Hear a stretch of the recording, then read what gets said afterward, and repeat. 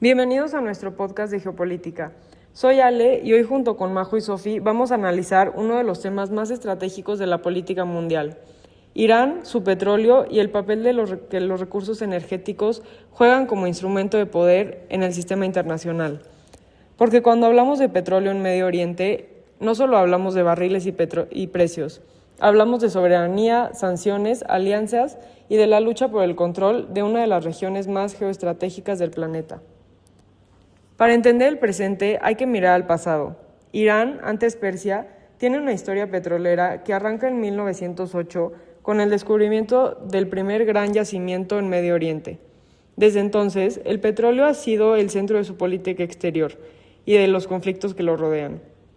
El momento más significativo del siglo XX fue en 1953, cuando el primer ministro Mohammad intentó nacionalizar la industria petrolera iraní, hasta entonces controlada por Gran Bretaña, y fue derrocado en un golpe orquestado por la CIA y el MI6. Este evento marcó a fuego la desconfianza de Irán hacia Medio Oriente, hacia Occidente. Eso lo repito después. Y sigue siendo una parte de su narrativa política hoy. Y esa historia no es solo el pasado. Hoy Irán posee las cuartas reservas probadas de petróleo del mundo y las segundas de gas natural. El miembro de la OPEP, aunque sus relaciones con la organización son complejas, pero lo más relevante geopolíticamente es que Irán controla o puede bloquear el estrecho de Hormuz, por donde transita aproximadamente el 20% del petróleo mundial. Eso lo convierte en un actor con un poder de veto enorme sobre la economía global energética, independientemente de las sanciones que enfrente. Identifiquemos los actores. El primero y más central es Irán, gobernado desde la Revolución Islámica de 1979. Bajo un sistema teocrático donde el líder supremo actualmente, Ali Khamenei, tiene poder sobre el Ejecutivo, las Fuerzas Armadas y la política exterior. El petróleo es la columna vertebral del Estado iraní, porque financia sus programas militares, su programa nuclear y su red de aliados regionales. El segundo actor fundamental es Estados Unidos, que desde 1979 mantiene una relación de confrontación con Irán. Washington ha impuesto rondas sucesivas de sanciones, especialmente desde el 2018 con la salida del acuerdo nuclear JCPOA bajo Trump, que busca asfixiar las exportaciones petroleras iraníes. Arabia Saudita es el rival histórico de Irán, porque disputan de la hegemonía en el mundo islámico, tienen diferencias religiosas e intereses petroleros encontrados dentro de la OPEP. Israel, aunque no produce petróleo, es actor clave porque considera el programa nuclear iraní una amenaza existencial y ha realizado operaciones de sabotaje documentadas contra instalaciones nucleares iraníes. Y luego está la OPEP como organización internacional, donde Irán negocia cuotas de producción con sus vecinos y a veces en abierta tensión con Arabia Saudita. Y hay actores que no siempre se mencionan, pero son cruciales: China y Rusia. China es hoy el principal comprador del petróleo iraní, a precios con descuento, evadiendo sanciones occidentales, lo que le da a Irán un salvavidas económico y a China una fuente de energía barata. Rusia, por su parte, comparte con Irán el interés de debilitar la hegemonía estadounidense y en mantener los altos precios del petróleo. Esta triangulación Irán, China, Rusia está reconfigurando las alianzas energéticas globales de manera muy significativa. Desde la geopolítica clásica, el petróleo es poder, e Irán lo sabe perfectamente. El control del estrecho de Hormuz es lo que los teóricos llaman un choke point, o un punto de estrangulamiento. Una angosta vía marítima cuyo bloqueo causaría una crisis energética global inmediata.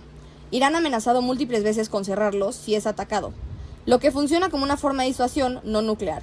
En términos de geopolítica del recurso, concepto que aplicamos cuando los recursos naturales se convierten en instrumentos de política exterior, el petróleo iraní es simultáneamente su mayor fuente de ingresos y su mayor vulnerabilidad. Las sanciones lo atacan directamente ahí.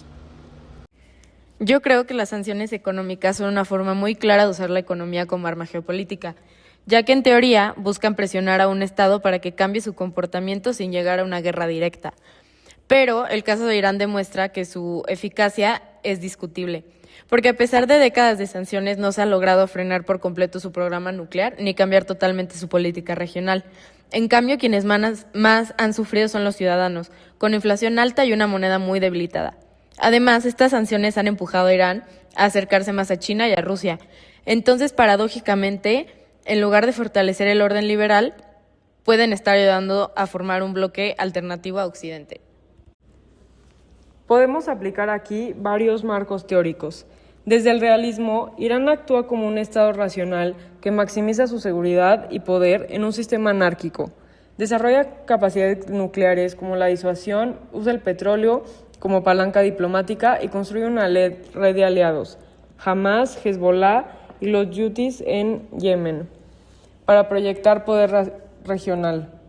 Desde el constructivismo, la revolución de 1979 creó una identidad estatal antiimperialista que sigue siendo el marco ideológico de su política exterior. No solo cálculo racional, es también una narrativa de soberanía y resistencia hacia Occidente. Y en términos de interdependencia compleja, vemos cómo Irán está tan conectado con los mercados energéticos globales que ni siquiera sus adversarios pueden aislarlo completamente. Nuestra lectura crítica es la siguiente. El conflicto en torno a Irán y su petróleo no es fundamentalmente una disputa sobre energía, es una disputa sobre el orden mundial. Occidente, liderado por Estados Unidos, quiere mantener una arquitectura internacional donde él fija las reglas. Irán, junto con China y Rusia, desafía esa arquitectura. El petróleo es el terreno donde ese choque se hace más concreto. Y lo que vemos es que el llamado orden internacional liberal tiene una contradicción interna enorme. Promueve la soberanía de los estados, pero impone sanciones unilaterales que violan esa soberanía cuando un estado no sigue sus reglas. Yo lo que veo aquí son 3 escenarios posibles para Irán. El primero sería una escalada del conflicto, porque si su programa nuclear sigue avanzando sin un acuerdo diplomático, Israel podría atacar instalaciones nucleares iraníes. Irán respondería en zonas estratégicas como el Estrecho de Hormuz, y eso podría disparar el precio del petróleo afectando a todo el mundo. El segundo escenario sería la negociación. Si se retoma el JCPOA, o sea, crear un nuevo acuerdo nuclear, podrían aliviarse sanciones, aumentar la oferta de petróleo iraní y bajar los precios. Y esto beneficiaría sobre todo a Europa y a los países que importan petróleo. Y el tercer escenario sería que Irán se aleje más del occidente y fortalezca sus lazos con China y Rusia. En este caso, el sistema energético global podría dividirse cada vez más en 2 bloques, uno occidental y uno euroasiático. Y hay una dimensión que no podemos ignorar, la transición energética. Si el mundo avanza hacia las energías renovables, como prometen los acuerdos climáticos, el petróleo iraní eventualmente perderá peso estratégico. Pero esto no es a corto plazo. Hoy mismo, en 2026, el mundo sigue dependiendo enormemente de los hidrocarburos del Medio Oriente. La pregunta es si Irán podrá diversificar su economía antes de que el petróleo deje de ser palanca de poder como lo es hoy. Hasta ahora no lo ha logrado. Para cerrar, el caso de Irán y el petróleo nos enseña que los recursos naturales nunca son políticamente neutros. Son poder, son historia y son identidad nacional. Irán es un estado que ha sobrevivido décadas de presión internacional, precisamente porque controla un recurso que el mundo necesita y una posición geográfica que nadie puede ignorar. Eso no lo hace invulnerable, pero sí lo hace imposible de simplemente aislar o ignorar.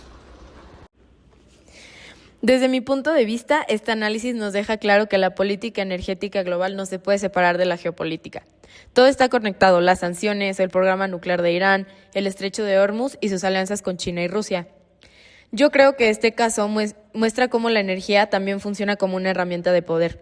El realismo nos ayuda a entender el cálculo estratégico de los estados. El constructivismo explica cómo influye la identidad de Irán frente al occidente. Y el institucionalismo muestra los límites que tienen los organismos y acuerdos internacionales para resolver conflictos tan complejos. Muchas gracias por acompañarnos en este episodio. Esperamos que hayan podido ver cómo un tema que parece solo de economía energética tiene capas profundas de historia, poder e identidad.